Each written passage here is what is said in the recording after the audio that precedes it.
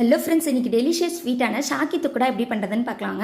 இதுக்காக 1/2 லிட்டர் பாலில் தண்ணி ஊற்றாமல் நல்லா திக்காக காய வைக்கணும். இது பசும்பால் அவ்வளோ சீக்கிரத்தில் திக்காகாதுன்றதுனால 2 டேபிள் ஸ்பூன் கஸ்டர்ட் பவுடரில் கொஞ்சமாக பால் விட்டு கலந்து அந்த காஞ்சிட்டு இருக்க பாலில் கலந்து விட்டாச்சு.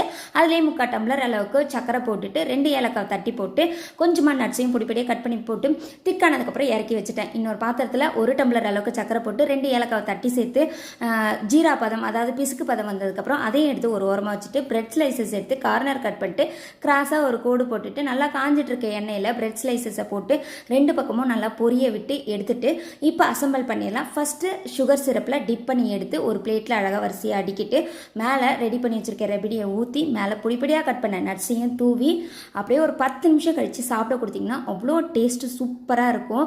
ஃப்ரிட்ஜில் வச்சுமே சாப்பிட்டா இன்னும் நல்லாயிருக்கும். கார்னர்லாம் நல்லா க்ரன்ச்சியாக இருக்கும், உள்ளே நல்லா சாஃப்டாக இருக்கும். இந்த வீடியோ உங்களுக்கு பிடிச்சிருந்தா லைக் பண்ணி ஷேர் பண்ணி சப்போர்ட் பண்ணுங்கள். தேங்க்யூ.